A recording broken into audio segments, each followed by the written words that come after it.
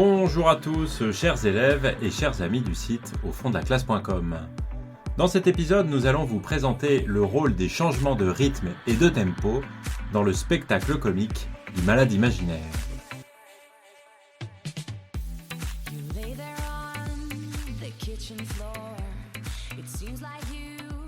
Après la médecine et tout ce qu'elle comporte, on peut évoquer un autre point qui a aussi un rôle très important dans ce qui fait de cette pièce du Malade imaginaire une pièce très spectaculaire. On peut dire que le spectateur en a pour son argent, en quelque sorte. Il va avoir du grand spectacle. Ce point-là, c'est tout simplement les changements de rythme et de tempo. Dans cette pièce, les choses ne sont jamais monotones. Même dans un sens presque musical, quand on parle de rythme, de tempo, dans une partition de musique. En effet, tout au long de la pièce, ces changements de rythme et de tempo participent de cette dimension spectaculaire du Malade imaginaire. Et alors, des changements brusques, il y en a dès le début. La pièce commence par un prologue, qui est une bucolique, dont on reparlera un petit peu après. Et puis ensuite, il y a le monologue d'Argan, c'est-à-dire une scène qui est très statique. On voit un homme seul, qui au début est très calme, compte ses médecines, fait la liste de toutes les factures qu'il a à payer à son médecin, M. Purgon, et à son pharmacien, son apothicaire, M. Fleurant, et on a donc quelque chose de statique, on va dire. Et tout ça, ça change. La tension monte, la colère et la peur d'Argan montent au point qu'il secoue sa cloche qui est sur la petite table qui est devant lui, et se transforme en quelque sorte lui-même en cloche, en disant « Drolin, drolin », c'est-à-dire en faisant le bruit de la cloche, l'onomatopée, disons, classique pour désigner le bruit de la cloche, tout en faisant du bruit avec sa cloche. Et donc là, vous avez une explosion, une première explosion qui change complètement le rythme de cette pièce qui au début était calme, et ça va se poursuivre dans la scène 2 avec l'arrivée de Toinette, par des stichomitis, comme on dit, c'est-à-dire par une suite de répliques extrêmement courtes, avec des exclamations « Quoi ? Oui ? Ah !»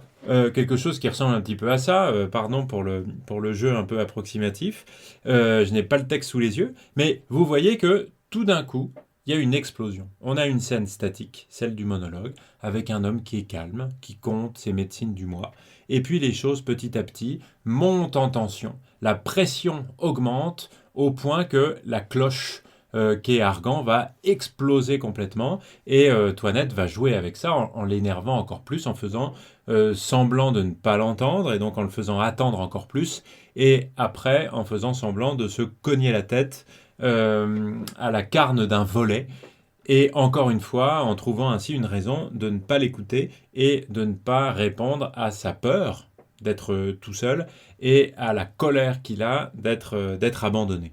Voilà. On peut prendre un autre exemple de changement de tempo, de changement de rythme. C'est dans l'acte 1, encore une fois, à la scène 5. Toinette cherche à le mettre en colère. Toinette lui assène comme une certitude qu'il ne mettra pas sa fille Angélique dans un couvent, parce que sa tendresse paternelle l'en empêchera. Et cette audace de Toinette énerve Argan au plus haut point. Et la didascalie est très claire, puisqu'elle dit que Argan tout d'un coup parle avec emportement, c'est-à-dire se met brusquement en colère. Donc vous avez une scène où la tension, la pression monte jusqu'à l'explosion. Et l'explosion, elle est marquée par cette didascalie qui dit « avec emportement » et par la réplique elle-même d'Argan qui lui dit « je peux être méchant si je veux !» Et évidemment, vous avez encore une fois un changement de rythme, un changement de tempo qui est très brusque, puisque c'est la colère d'Argan qui s'agite très brusquement, après une phase de montée progressive de la tension, on pourrait même dire de la pression, avant cette explosion. Et puis juste après, vous avez une scène qui est encore très, très agitée, puisque Argan saisit son bâton et court après Toinette pour essayer de la frapper en insultant Toinette de cette façon-là. Et on pourrait prendre d'ailleurs d'autres exemples, toujours un petit peu sur ce modèle-là, où c'est Toinette qui fait exprès d'énerver Argan, de faire éclater sa colère, et on a un changement de tempo qui est brusque. Dans ce cas-là, avec, on va dire, Toinette un peu aux manettes. On pourrait citer le passage des oreillers. C'est dans la scène suivante, la scène 6 de l'acte 1. Béline est en train d'accommoder calmement son mari sur sa chaise, avec une tendresse qui est très surjouée. Euh, et Toinette, au contraire, prend un des oreillers, mais pas du tout pour accommoder tendrement son maître, comme le fait Béline, comme dit la didascalie, mais pour lui mettre, je cite la didascalie, rudement un oreiller sur la tête. C'est-à-dire qu'elle l'enlève dans un premier temps un oreiller, ce qui fait que Argan est brusquement propulsé vers l'arrière, et elle lui enfonce l'oreiller sur la figure, juste à ce moment-là, au moment où évidemment Béline ne le voit pas. Et subitement, comme une explosion encore une fois, Argan se met en colère, éclate, on pourrait le dire, et se lève et va essayer de jeter tous les oreillers vers Toinette. Évidemment, ça c'est encore une fois du grand spectacle, parce que c'est un changement de tempo, un changement de rythme qui est très brusque. Hein. Et évidemment, le fait que Argan prouve d'une certaine manière qu'il n'est pas vraiment malade, puisque tout d'un coup il peut se lever, courir, alors qu'il était apparemment très faible juste avant, augmente encore le comique de cette scène. On peut évoquer deux autres modèles, on va dire, de changement de rythme, de changement de tempo qui sont complètement différents. Le premier, c'est le quiproquo. Alors, il y en a surtout un dans cette pièce. Hein. C'est dans un dialogue entre Angélique et son père Argan, qui parle du futur mari. Angélique pense qu'il est question de Cléante, et son père Argan a en tête une autre personne, c'est Thomas Diafoirus. Et les deux parlent, croyant parler tous les deux de la même personne, et évidemment, ça n'est pas le cas. Et le spectateur, lui, le sait. Et donc, vous avez un petit peu le même modèle de cette pression qui monte petit à petit, parce que le spectateur, lui, sait que plus l'un et l'autre vont échanger d'informations précises sur les deux personnes dont il est question, plus on s'approche du dénouement, c'est-à-dire du moment où la vérité va éclater et où le malentendu va être révélé. Et dans cette scène-là, c'est dans l'acte 1 évidemment, eh bien, le quiproquo est encore un autre modèle de montée en pression, en tension progressive jusqu'à un éclatement. Et ça, c'est encore une fois quelque chose qui crée du grand spectacle dans Le Malade imaginaire.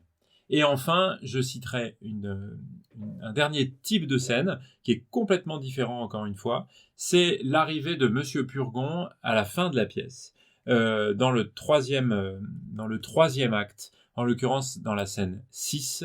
Monsieur Purgon est très en colère parce qu'il vient d'apprendre qu'Argan a refusé sa médecine.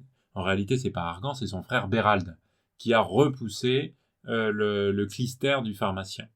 Et Monsieur Purgon est très en colère et va annoncer à Argan qu'il l'abandonne. Et dans cette scène, ce qu'on voit sur la page est très, trompe un petit peu le lecteur, parce que ça n'a rien à voir avec ce qu'on trouve sur la scène si on était vraiment un spectateur. Parce que en réalité, on a Monsieur Purgon qui fait un discours. Il est sans cesse interrompu en apparence par Argan qui essaye de parler en fait, qui dit Monsieur, ce n'est pas, et puis par Toinette qui fait quelques remarques, mais en réalité Monsieur Purgon fait un discours qui est très tendu, qui est très menaçant. On peut dire que c'est des anathèmes en quelque sorte. Il le menace de mort, il l'excommunie du monde de la médecine.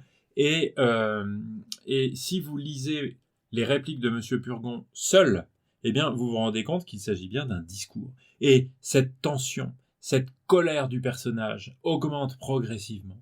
La peur d'Argan augmente avec la même proportion. Et ces menaces de maladie sont de plus en plus graves. Le pauvre patient Argan est impressionné, jusqu'à ce qu'on lui annonce sa mort. À la fin, dans une phrase qui est très longue du médecin Monsieur Purgon.